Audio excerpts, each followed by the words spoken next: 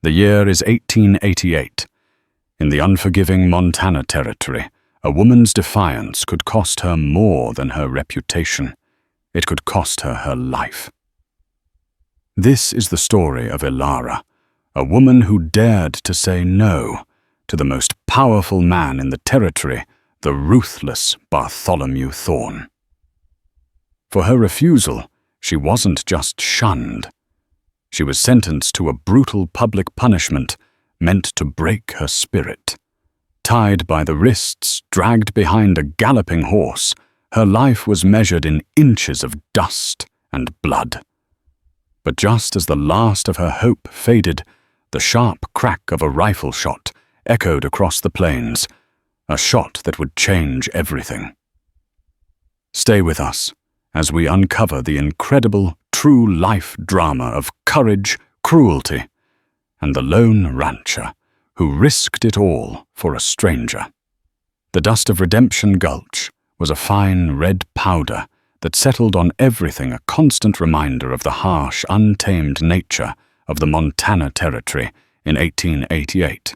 It coated the rough-hewn planks of the saloon, dulled the shine on Sheriff Miller's badge, and clung to the hem of Elara's dress as she made her way down the town's single rutted street. But the dust, as pervasive as it was nothing compared to the shadow cast by Bartholomew Thorne.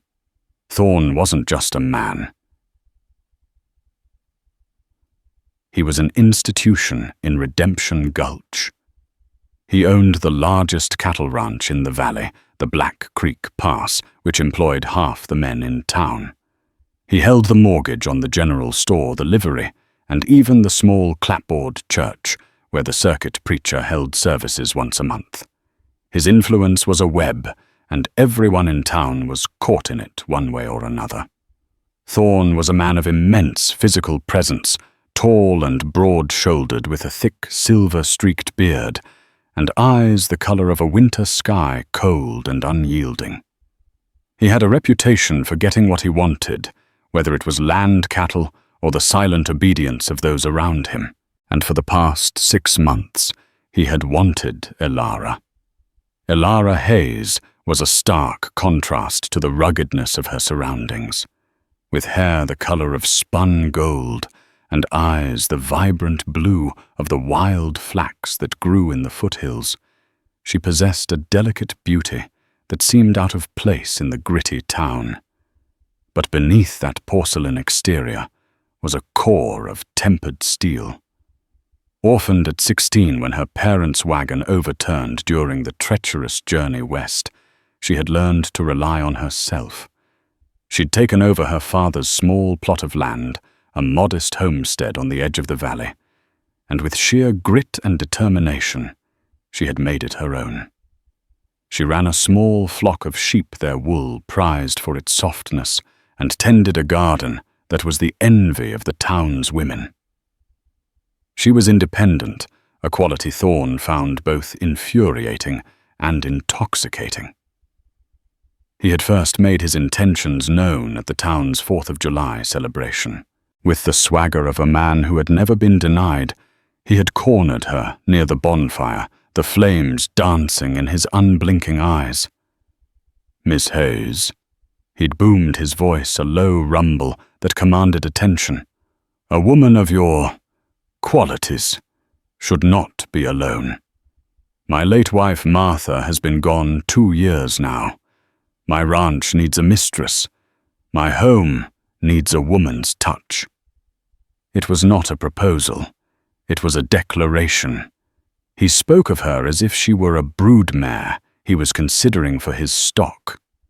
Elara, though intimidated by his sheer presence and the way the other townsfolk scurried out of his path, had lifted her chin. "Mr. Thorne, I am quite content with my circumstances. My home has a woman's touch my own." The crowd around them had gone silent, the air thick with unspoken tension. Thorne's face, usually set in a mask of stern control, had tightened. A flicker of something dangerous, something proprietary, had flashed in his eyes. He had forced a smile, a chilling sight that did not reach his eyes. "Spirited," he had declared to the onlookers. "I admire spirit." But Elara knew it wasn't admiration she saw. It was the look of a collector who had just found a rare butterfly, one he was determined to pin to his board. In the months that followed, Thorn's pursuit became relentless. He sent his men, led by his brutish foreman Jedediah Kane, with gifts to her homestead, a prime side of beef, a bolt of expensive fabric from a mail-order catalogue, a new saddle she had no use for. Each offering was a stone laid in the wall he was building around her. She refused them all politely but firmly, sending them back with Jedediah, whose sneering face made it clear he viewed her defiance as a personal insult. The pressure from the town was more subtle, but just as suffocating. Mrs. Gable, the storekeeper's wife, would sigh dramatically when Elara came to buy supplies. "Oh, Elara, dear, you must think of your future. Thorn is a powerful man. A woman needs protection." Even Sheriff Miller, a man whose spine seemed to have been replaced with gelatin, had paid her a visit, shuffling his feet and staring at the brim of his hat.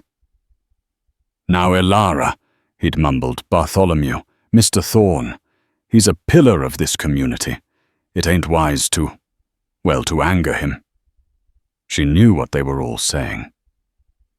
Her independence was a disruption to the town's fragile ecosystem, an ecosystem that depended on Thorn's patronage and goodwill. By refusing him, she was rocking the boat, and they feared he would tip it over. The final confrontation came on a blistering August afternoon. Thorn rode up to her homestead alone, dismounting from his massive black stallion, a creature as imposing as its master. He didn't bother with the gate, instead striding directly to where she was tending her roses, the vibrant splashes of red and pink, a defiant patch of beauty against the dry brown landscape. "Elara," he said, his voice leaving no room for pleasantries. "I have been patient, more patient than I am with my own stock. I am here for your final answer. You will be my wife." She rose from her knees, wiping the dirt from her hands onto her apron. She looked him directly in the eye, her own blue gaze unwavering. "Mr. Thorn, my answer is the same as it has always been. No. I thank you for the attention, but I will not marry you." For a long moment, the only sound was the buzzing of bees in the roses and the faint bleating of her sheep. Thorn's face became a thundercloud. The civilized veneer he wore in town cracked, revealing the raw, primal arrogance beneath. "No." He repeated the word, a soft, dangerous hiss. "No one says no to me. Not the land, not the cattle, and certainly not a woman who is nothing more than a stubborn girl playing at being a homesteader." He took a step closer, his shadow falling over her. "I will not be made a fool of, Miss Hayes. You will learn respect. You will learn your place." His hand shot out, grabbing her wrist. His grip was like iron. "I am giving you one last chance to be sensible. Accept my proposal." Pain shot up her arm, but she refused to cry out. "Let go of me," she said, her voice trembling with a mixture of fear and fury. "Your proposal is an insult, and your presence here is a trespass. Leave my land." His eyes narrowed to slits. He let go of her wrist with a suddenness that made her stumble back. He looked around at her small, tidy cabin, the carefully tended garden, the neat stone fences she had built with her own hands. A cruel, contemptuous smile twisted his lips. "You are proud of this, aren't you?" he sneered, gesturing at her life's work. "This little patch of dirt. You think it makes you strong. I will show you what real strength is. I will show you and this entire pathetic town what happens when someone defies Bartholomew Thorn." He turned and strode back to his horse. As he swung himself into the saddle, he looked back at her, his face a mask of cold fury. "Tomorrow at noon," he declared, his voice ringing with the finality of a death sentence. "Tomorrow, everyone in Redemption Gulch will see you give me the respect you owe me. They will see you humbled, and then you will beg me to marry you." He spurred his horse, galloping away in a cloud of red dust, leaving Alara standing alone by her roses, the echo of his threat hanging in the oppressive heat. She knew with a certainty that chilled her to the bone that this was no idle threat. Bartholomew Thorn was not a man who bluffed. He intended to break her, and he intended to do it in front of the world. And in Redemption Gulch, there was no one to stop him. Sleep offered no escape for Alara. When she did manage to drift into a fitful slumber, nightmares plagued her. The thunder of hooves, the chilling glint in Thorn's eyes, the sensation of falling into an endless, dusty abyss. She awoke before dawn, the air in her small cabin thick with a sense of impending doom. The rising sun, which usually filled her with a quiet sense of purpose today, seemed to be illuminating her path to the gallows. She didn't run.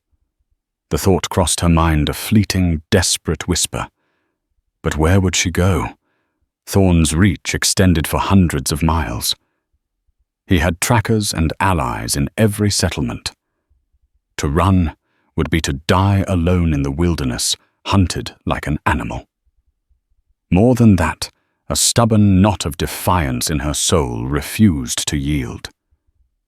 This was her home. She had poured her blood, sweat, and tears into this land. To flee would be to let Thorn win, to validate his belief that power was the only currency that mattered. If she was to be broken, it would be here on the soil she called her own. As the morning wore on, an unnatural quiet descended upon the valley. Usually she could hear the distant sounds of life from Redemption Gulch, the blacksmith's hammer, the rumble of a freight wagon. Today there was only silence, a heavy, watchful stillness that was more unnerving than any noise. She knew the town was holding its breath, waiting for the spectacle Thorn had promised. Around 10 o'clock, she saw the first riders. They gathered on the low ridge overlooking her homestead, silhouetted against the bright morning sky. They were Thorn's men, a dozen of them, including the hulking form of Jedediah Kane. They weren't advancing, just watching their presence, a promise of what was to come. Inside her cabin, Alara went through the motions of her morning routine, a small act of rebellion against the chaos threatening to engulf her. She washed her face, braided her long golden hair, and put on a simple, sturdy dress of blue calico. It was the dress she wore to work in her garden, to tend her sheep. It was the dress of the woman. She was not the victim Thorn intended to make of her.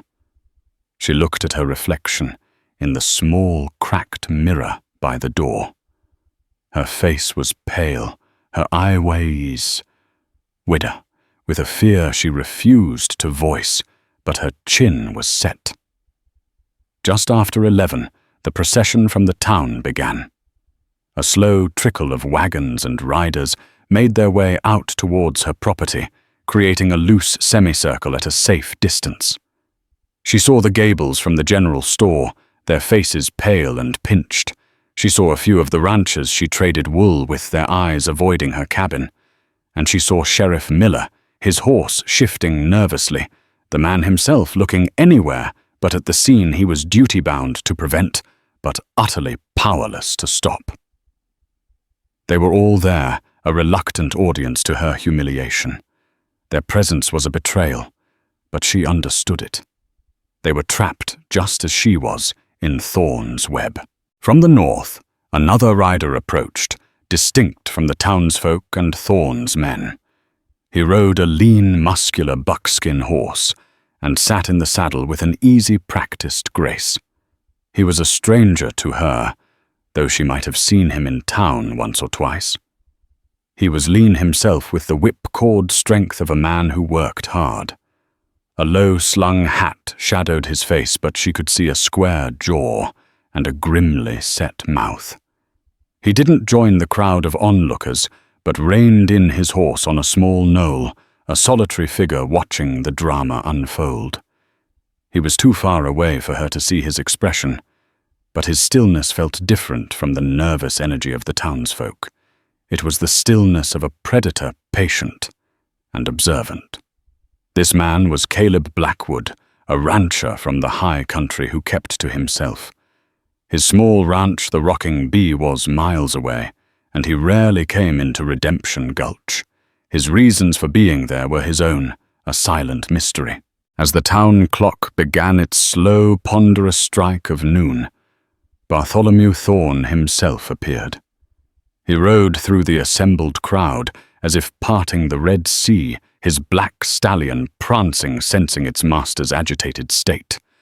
He stopped directly in front of her gate.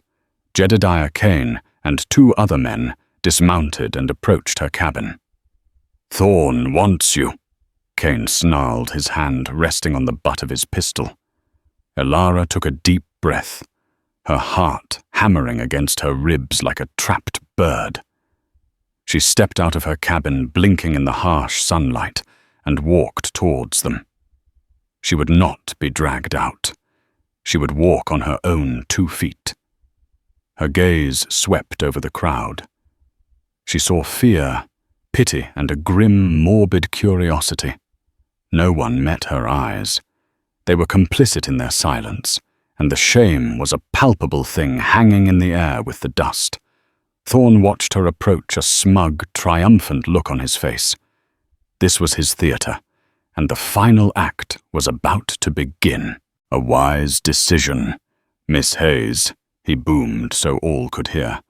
"Perhaps you have come to your senses." She stopped before him, her small frame dwarfed by his horse. "I have come to face whatever cruelty you have devised, Mr. Thorne, but my answer remains the same." The smugness vanished from his face, replaced by a mask of cold fury. "So be it," he spat. He nodded to Kane. Before she could react, Kane seized her. Her arms were wrenched behind her back, and rough hemp rope was tied tightly around her wrists. The other end of the rope was thrown to another of Thorne's men, who was mounted on a skittish-looking gelding. He looped the end of the rope around his saddle horn. A collective gasp went through the crowd. This was worse than they had imagined. This was a barbarism reserved for horse thieves and murderers. Sheriff Miller made a weak, half-hearted movement forward. "Now, Bartholomew," he started, "this ain't right." Thorne turned his cold gaze on the sheriff, and Miller shrank back, his words dying in his throat. "This is justice," Thorne declared. "This is what happens to those who show disrespect. She will be dragged from her proud homestead to the center of town. Perhaps the journey will give her time to reconsider my offer." He looked down at Elara, a final chilling smile on his lips. "You could have had a carriage, my dear. Instead, you chose the dust." He gave a sharp nod to the rider holding the rope. The man kicked his horse, and the gelding leaped forward. The rope went taut with a violent jerk that ripped Elara from her feet. A cry of pain was torn from her lips as her body slammed against the hard, unforgiving ground. The horse broke into a gallop, and she was dragged away from her home, from the roses she had tended, from the life she had built. Her world dissolving into a choking, terrifying cloud of red dust and searing pain. From his vantage point on the knoll, Caleb Blackwood watched his body rigid. The shadow from his hat did little to conceal the storm gathering in his eyes. His hand resting on his thigh slowly curled into a fist. He had seen brutality in his life, but this calculated public cruelty stirred something cold and dangerous within him. He watched the gap between Alara and the crowd widen, his gaze fixed on the taut rope that connected the tormentor to his victim. He had come to town for supplies, nothing more. But sometimes a man finds himself in a place he never intended to be, facing a choice he never wanted to make. And as Alara's blue dress became stained with the dirt and her own blood, Caleb knew that a choice was being forced upon him. Pain was the only reality. The world for Alara had been reduced to a brutal symphony of agony. The ground was a merciless grater, tearing at her clothes, her skin, her very being. Rock's roots and sun-baked earth ripped at her back and legs. Dust filled her nostrils, her mouth, her lungs, choking her, blinding her. The screams she tried to utter were swallowed by the dirt. The horse's hooves pounded a deafening rhythm, a drumbeat for her execution. She twisted, trying to get her feet under her, but the speed was too great. Her boots were torn from her feet, her stockings shredded in an instant. The burning friction peeled the skin from her calves and shins. Each jolt, each bounce over a rut or stone sent waves of fire through her body. Her arms, wrenched behind her, felt as if they were being torn from their sockets. The rough rope had already rubbed her wrists raw, and she could feel the slick warmth of her own blood mingling with the hemp fibers. Through the swirling red haze, she caught glimpses of the faces of her town. They were a blur of horror, fascination, and shame, a silent Greek chorus to her suffering. She saw Mrs. Gable press a handkerchief to her mouth, her eyes wide. She saw men who had once tipped their hats to her, now turning away, unable to watch, yet unable to leave. Their inaction was a sharp, stabbing betrayal that hurt almost as much as the physical torment. They were allowing this to happen. They were all Thorne's subjects. Bartholomew Thorne rode alongside the grim spectacle, his face impassive, but his eyes glowing with a dark, proprietary satisfaction. This was his power made manifest. Every scream she choked back, every foot of ground she was dragged over, was a testament to his authority. He was not just breaking a woman. He was reminding an entire town of their place. He wanted her to beg. He listened for it, his head cocked slightly, waiting for the word, the plea for mercy that would affirm his total victory. But Alara did not beg. Some primal, unyielding core within her refused to give him the satisfaction. She clenched her teeth, biting back the cries. She would not scream. She would not plead. She would give him nothing. Her consciousness began to flicker, the sharp edges of pain blurring into a dull, overwhelming roar. The world was fading to black, the pounding hooves growing distant. This is how it ends, she thought, a strange sense of detachment settling over her, dragged through the dirt like refuse. It was then that the shot rang out. It was not the familiar booming crack of a pistol. It was sharper, flatter, more powerful, the unmistakable report of a high-velocity rifle. It cut through the air, silencing the pounding of hooves, the gasps of the crowd, and the dark thoughts in Thorne's mind. For a split second, everyone froze, thinking someone had been shot. Then they saw it. The rope, which moments before had been stretched taut with Alara's full weight, had snapped. The frayed end whipped back, narrowly missing the rider's head. The horse, suddenly freed of its burden, continued for another dozen yards before its rider could pull it to a stop. Alara's body tumbled to a halt in a crumpled, motionless heap in the middle of the dusty track. Silence. A profound, ringing silence descended. All eyes turned from Alara's still form, searching for the source of the shot. They looked to the knoll where the lone rider had been watching.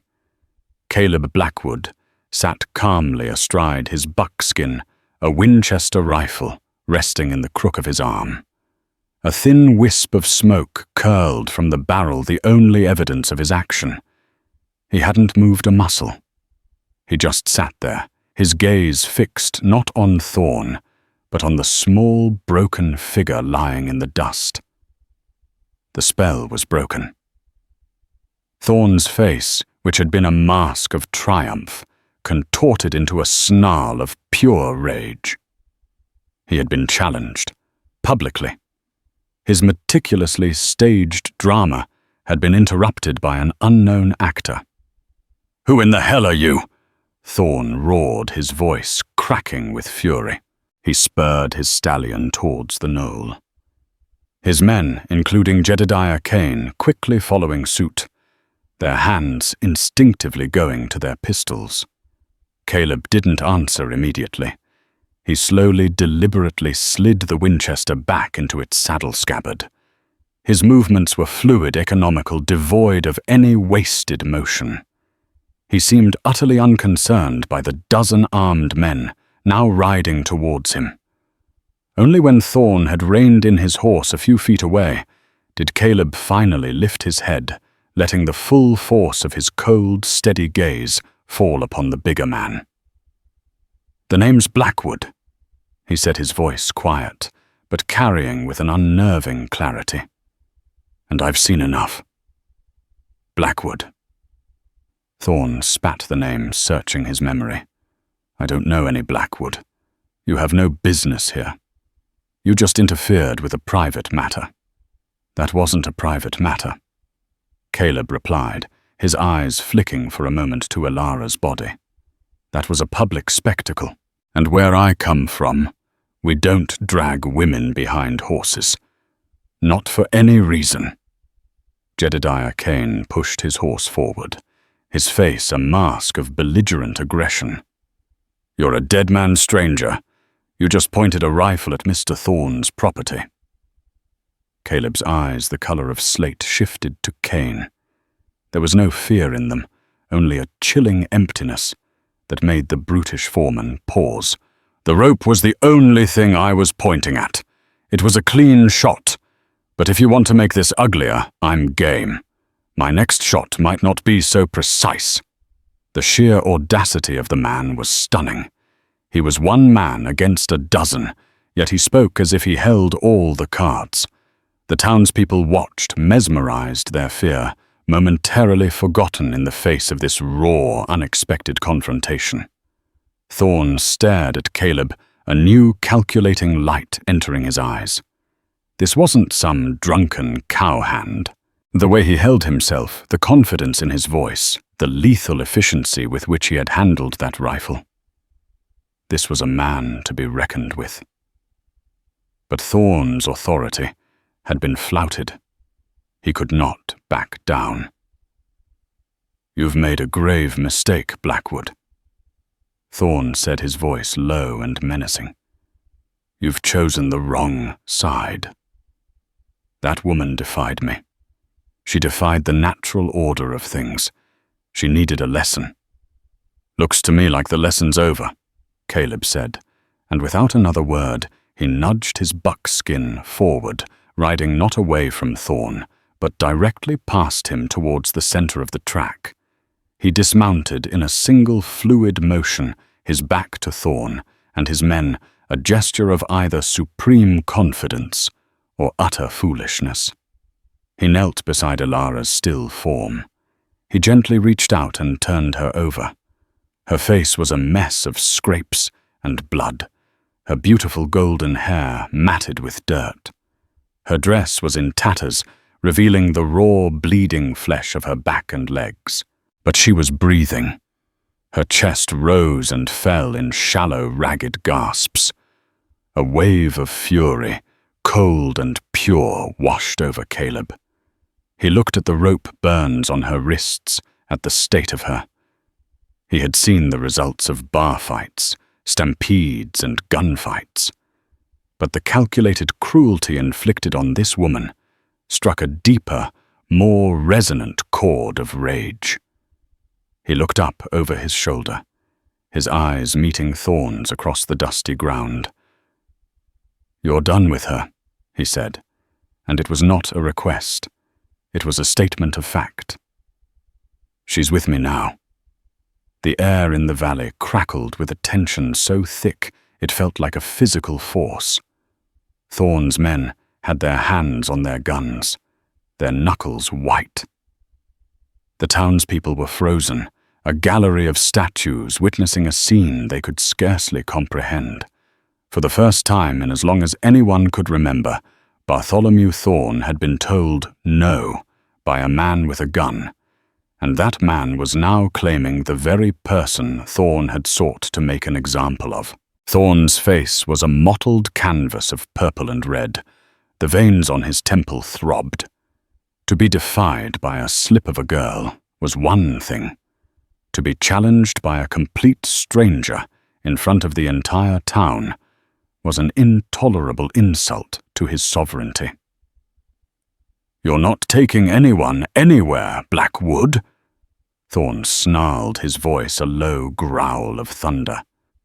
"She is my affair. This is my town." Caleb didn't even bother to stand up. He remained kneeling beside Alara, his presence a shield between her and the world. He carefully began to unbutton his canvas duster. "Your town." He mused, his voice deceptively calm as he shrugged out of the heavy coat. "Funny. I didn't see your name on the map." He gently, almost reverently, draped the duster over Alara's torn and bloodied body, covering her from the prying, horrified eyes of the onlookers. "Cain," Thorn barked, his patience finally snapping. "Remind this drifter of the laws of hospitality in Redemption Gulch." But Jedediah Cain needed no further encouragement. A vicious grin spread across his face as he drew his Colt Peacemaker. "With pleasure, boss."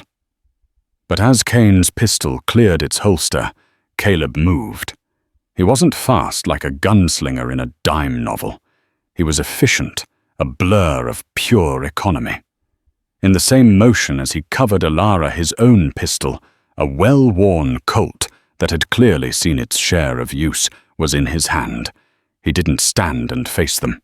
He remained on one knee, a low, stable, and deadly target, his gun leveled not at Cain, but directly at the center of Bartholomew Thorn's chest. Cain froze his own gun aimed at Caleb. The other men hesitated, their eyes darting between their boss, the defiant stranger, and Cain. It was a classic standoff, but with a fatal imbalance. Caleb had the drop on the most important man there. "Your man is fast, Thorn," Caleb said, his voice as cold as a mountain stream. "But he's not faster than this bullet. You want to trade your life for mine? Go ahead, pull the trigger, Cain. But your boss dies before I hit the ground. Is this woman worth that much to you?" The silence stretched thin and brittle. Every man there knew that Caleb Blackwood was not bluffing. The look in his eyes was one of utter commitment. He had made his calculation and was prepared to see it through. Thorn stared down the barrel of Caleb's Colt. He saw his own mortality reflected in that small, dark hole. For all his wealth, his land, his power over men, he was just as vulnerable to a piece of lead as anyone else. And this man, this Blackwood, looked like he wouldn't hesitate. Slowly, deliberately, Thorn raised a hand. "Hold, Jedediah."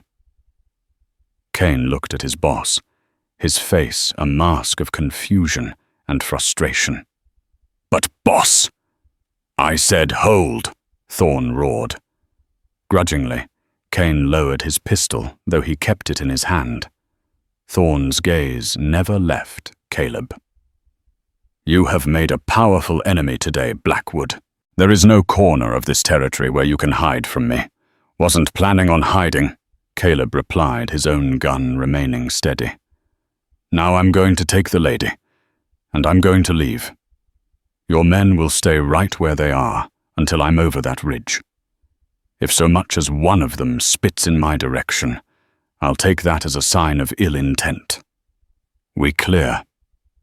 Without waiting for an answer, Caleb holstered his pistol.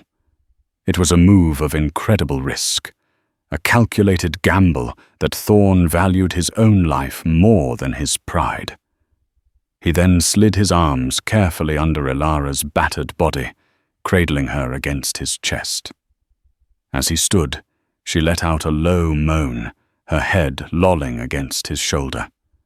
Her consciousness was flickering, but she was alive. He walked with a steady, unhurried pace towards his buckskin horse. The animal stood placidly unfazed by the tension. With a strength that surprised the onlookers, Caleb lifted Elara and settled her in the saddle.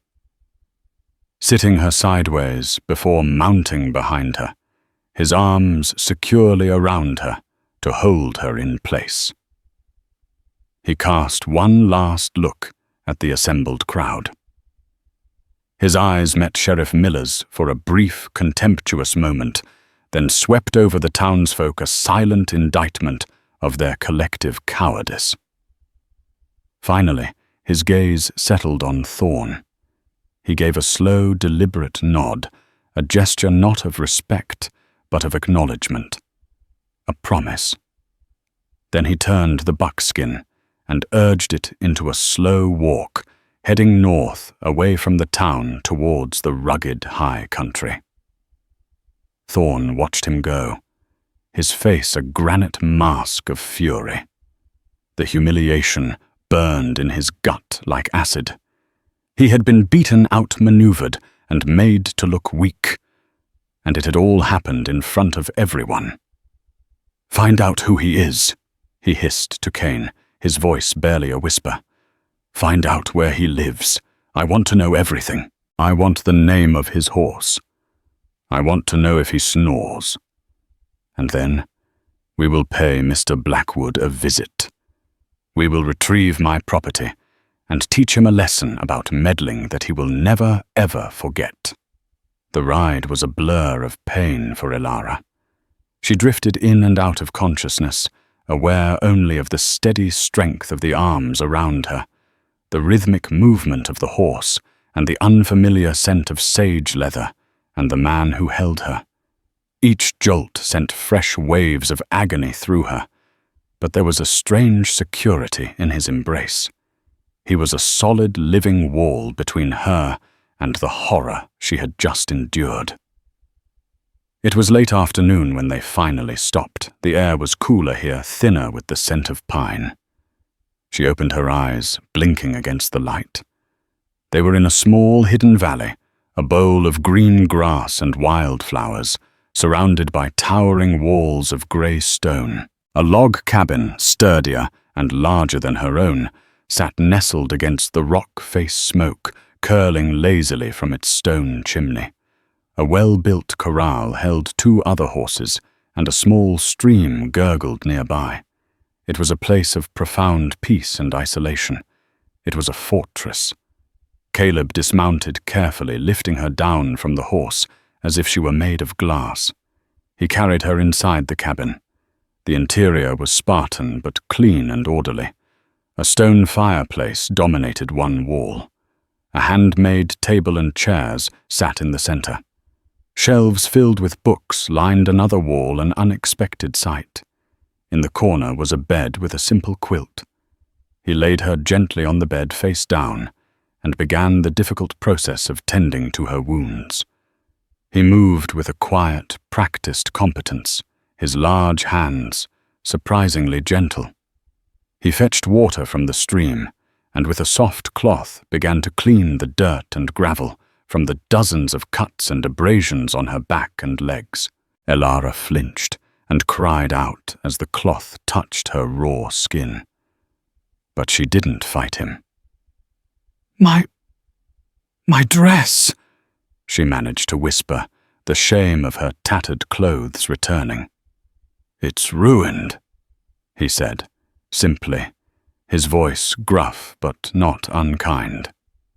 With a small, sharp knife, He carefully cut away the shredded fabric of the blue calico, leaving her in her chemise. He worked in silence, his expression grim. He applied a foul-smelling but soothing salve to her wounds from a small tin. "What is your name?" she whispered, her cheek pressed against the cool fabric of the quilt. "Caleb." He answered his focus entirely on his task. "Why?" she asked, the question encompassing everything. "Why did you shoot the rope? Why did you face Thorn? Why did you bring me here?" He paused for a moment, his hand hovering over a particularly nasty gash on her shoulder. He looked not at her but at the rough-hewn logs of the cabin wall, as if seeing something far away. "Because I've seen men like Thorn before," he said, his voice low and laced with a bitterness that seemed ancient. "I've seen what happens when people are too scared to stand up to them. I made a promise to myself a long time ago that I wouldn't be one of them. Not again." He finished his work, pulling a clean sheet up to cover her. He moved to the fireplace and began to build up the fire, the setting sun casting long shadows into the quiet room. Elara watched him, this stranger, who had appeared out of nowhere and thrown himself into the path of her destruction. He was a man of contradictions, a gentle nurse and a deadly gunman, a recluse with a library. She was safe for now. But as the firelight flickered, casting his craggy profile into sharp relief, she knew with a chilling certainty that he had not saved her from the storm. He had only pulled her into its eye, and Bartholomew Thorn was the kind of storm that never blew itself out. The first few days at Caleb's ranch were a fever dream of pain and healing. Elara drifted in a state of semi-consciousness, her body fighting a war against infection and agony. Caleb was a constant, quiet presence. He fed her broth, changed her bandages with a steady hand, and kept the fire roaring to ward off the chill of the high country nights. He rarely spoke, but his actions spoke volumes. He was a man accustomed to solitude, yet he cared for her with a devotion that was both baffling and deeply comforting. Slowly the fog in her mind began to clear, and with it came a dawning awareness of her strange new reality. She learned the rhythms of his life. He was up before the sun tending to his horses and the small herd of cattle that grazed in the hidden valley. He spent his days mending fences, chopping wood, and working with a silent, relentless energy. In the evenings he would sit by the fire and read from one of his many books, Shakespeare, Plutarch, works of philosophy. It was a profound contrast to the barely literate cowhands and ranchers she had known her whole life. As her strength returned, she began to move around the small cabin, wincing with every step. She saw the details of his life, the single chipped cup he drank his coffee from the worn leather of his saddlebags, the way he meticulously cleaned his rifle every evening. His life was one of discipline and self-containment. "You never told me why you have so many books," she said one evening, her voice still raspy. She was sitting propped up in a chair, wrapped in a blanket, watching him by the firelight. He looked up from his book, his face unreadable in the flickering shadows. "My father was a teacher, back east. He believed a man could build a fortress with books as strong as any made of stone." "Is that what this is?" she asked softly. "Your fortress?" He closed the book, his gaze turning inward. "It was supposed to be." He looked at her then, and for the first time she saw a flicker of vulnerability in his guarded eyes. Men like Thorn, they don't respect fortresses. They only see things they want to conquer. The peace was shattered a week after her arrival. Caleb was out checking his fence lines when he saw them a plume of dust rising from the pass that was the only entrance to his valley.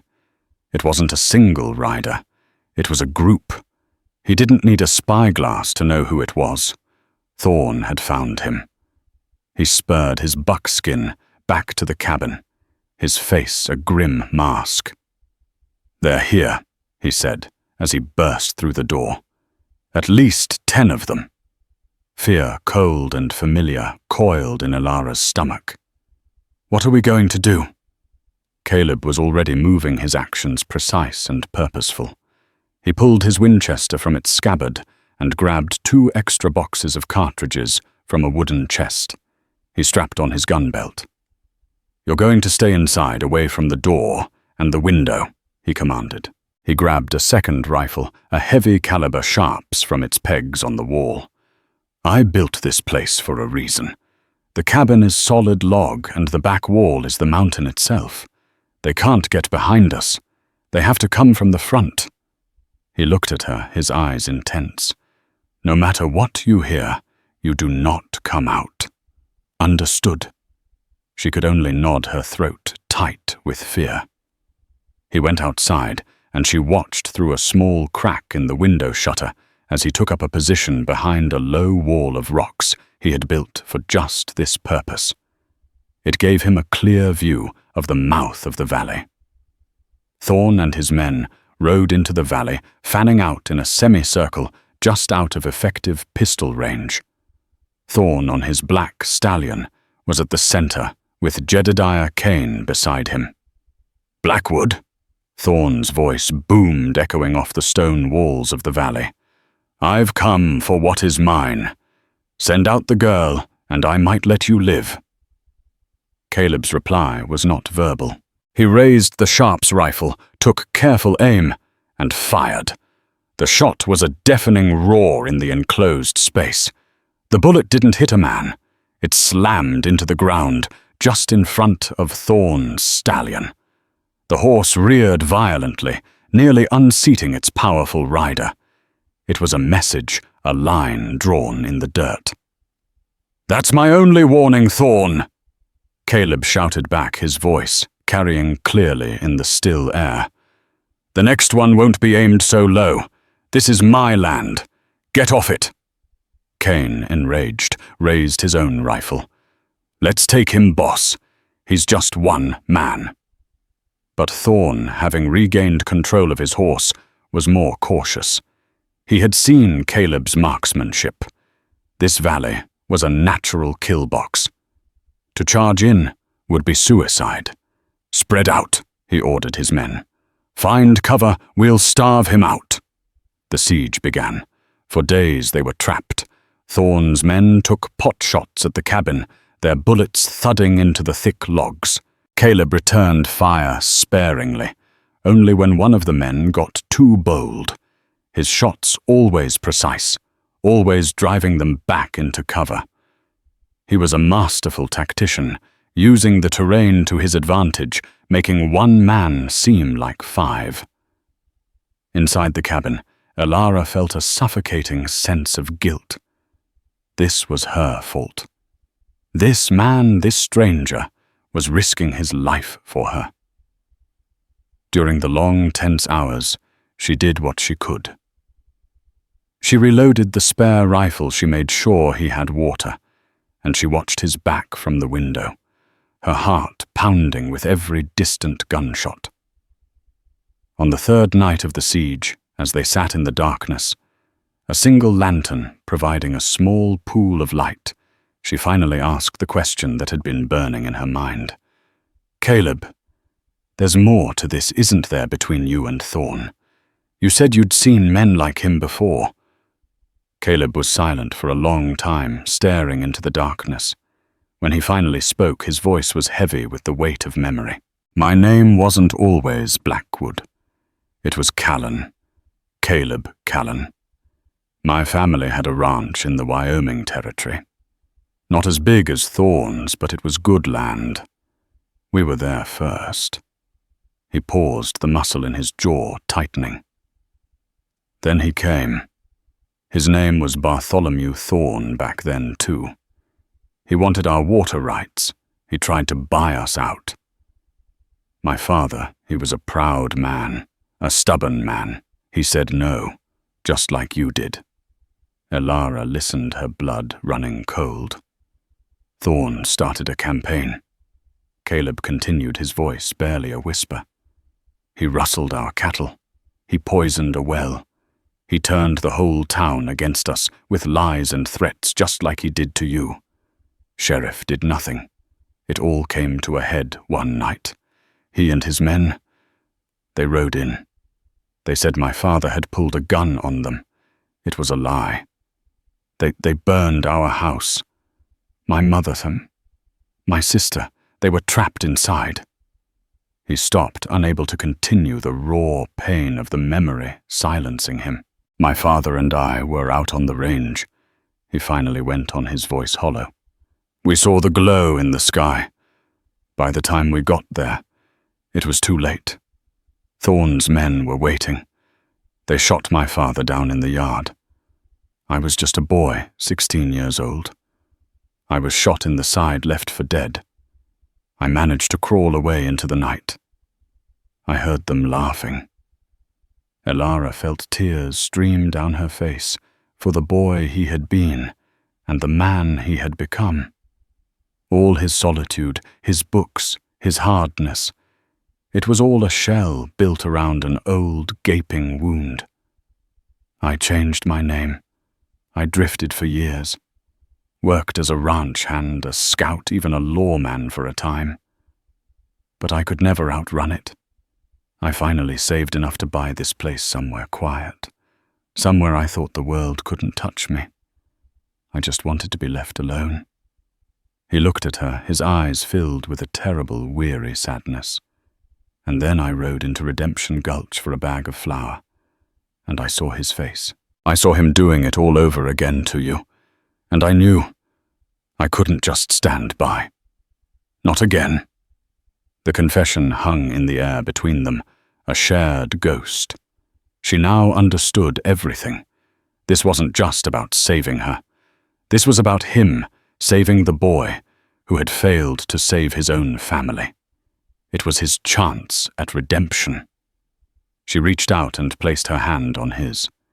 His skin was rough, calloused, but his hand was steady. You are not alone in this fight, Caleb, she said, her voice filled with a strength she didn't know she possessed. He took your family. He tried to take my life. We will face him together. In that moment, in that besieged cabin, surrounded by enemies, something shifted between them. It wasn't just about a rescuer and a victim anymore. It was a bond forged in shared pain and a mutual burning desire for justice. The siege of Rocking Bee was not the end. It was the beginning of the reckoning. The siege tightened its grip, turning the valley into a pressure cooker. Days bled into nights, marked only by the dwindling pile of cartridges and the gnawing emptiness in their stomachs. The constant threat wore them down, but it also crystallized their resolve.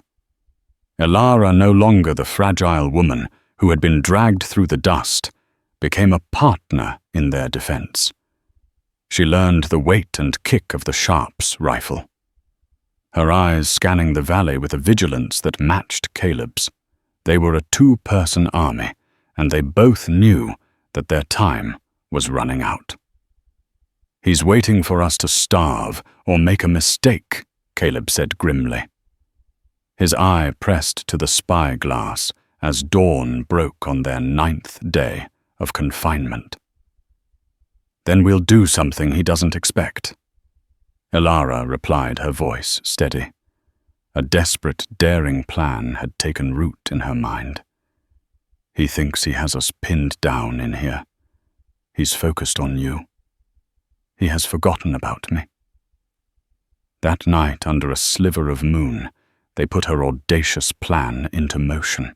Caleb began a volley of fire toward Thorn's camp, a calculated risk with their dwindling ammunition. The shots drew the attackers' attention, pinning them down and creating the diversion Elara needed. While the valley echoed with gunfire, Elara, dressed in dark clothes, slipped out the back of the cabin. She was a shadow against the stone, scrambling up a treacherous game trail that scaled the cliff face. Her bare feet found holds in the rock as she climbed a pouch with oil-soaked rags and matches clutched in her hand. Her target was the one thing that gave Thorn's men their advantage, their horses tethered carelessly at the rear of the camp.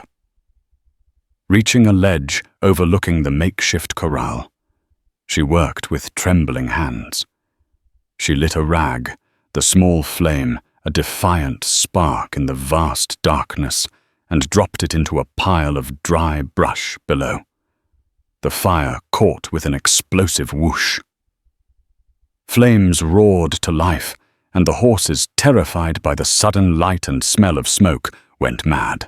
They screamed and tore at their tethers, their panic turning into a full-blown stampede. The chaos in Thorn's camp was absolute. Shouts of confusion rang out as his men were caught between Caleb's gunfire from the front and the inferno at their backs. Horses thundered through the camp, trampling everything in their path. Thorn's siege and his control had just been broken by the very woman he had sought to humiliate. Enraged, realizing he'd been outmaneuvered, Thorn saw his victory slipping away. "He's making a break for it," he roared, grabbing a rifle. Abandoning all caution, he charged on foot toward Caleb's position with the ever-loyal Jedediah Kane and a handful of men at his heels. But Caleb wasn't running. He was waiting. As Thorn's desperate charge brought him into the open, Caleb rose from behind his rock wall, his Colt steady in his hand. At the same moment, Elara appeared at the cabin window, the heavy Sharps rifle leveled and ready. They were no longer targets. They were a firing line. "It's over, Thorn." Caleb's voice cut through the chaos. "You've lost." Thorn froze his chest, heaving his face a mask of disbelief. He looked from Caleb to Elara, seeing not a broken victim, but a warrior, her eyes blazing with cold fire in the light of the flames. Before he could react, another voice boomed from the valley entrance. "Drop your weapons, U.S. Marshal's office!" A dozen armed men, led by a tall lawman with a silver star, appeared at the mouth of the valley, blocking the only escape. Sheriff Miller, looking deeply ashamed, stood with them. Thorn was trapped. But Jedediah Kane, blinded by fury and loyalty, made one last fatal mistake. With a guttural roar, he raised his pistol to fire at Caleb. 2 shots rang out, as one from Caleb's Colt and Elara's Sharps. Kane was thrown from his feet, his life ending in the dust. The finality of it broke Thorn. He stared at the lawmen before him, and the 2 resolute figures who had defied him. The power he had wielded for so long had vanished. With a look of utter defeat, he let his rifle clatter to the ground. As the sun rose, casting a clean light over the valley, the law took Thorn and his men into custody. Caleb and Elara stood together, watching the procession leave. The long fight was finished. The burning hatred that had driven Caleb for years had finally cooled, replaced by a quiet peace. "What will you do now?" he asked softly. Elara looked at her own distant homestead, and then back at the man who had saved her, the man for whom she had fought. "My home. I think it's here now," she said, her voice clear and strong. "If you'll have me." Caleb looked at his cabin, which had once been a fortress of solitude, but now felt like a home. He reached for her hand, his calloused fingers wrapping around hers. "It was always missing something," he said, a slow smile chasing away the last of the shadows. "I think it was you." Together they turned and walked back to the cabin survivors who had faced down a tyrant and found in the ashes of their past a shared future. The story of Elara Hayes and Caleb Blackwood is a powerful reminder that true strength isn't found in cruelty or domination, but in the courage to stand for what is right, even when you stand alone. Their ordeal in the Montana Territory was not just a fight for survival. It was a battle for the soul of a community, proving that the will of one defiant woman and one determined man could topple an empire built on fear. They faced the worst of humanity, and in doing so, found the best in each other. These are the kinds of stories from the Wild West that often go untold. If their incredible journey from the depths of despair to hard-won peace moved you, please give this video a like to help share their legacy. Don't forget to subscribe and click the notification bell so you don't miss our next exploration into the forgotten heroes and hidden dramas of the American frontier. Share this video with someone who loves a story of true grit, and let us know in the comments which part of Elara and Caleb's story resonated with you the most. Thank you for watching.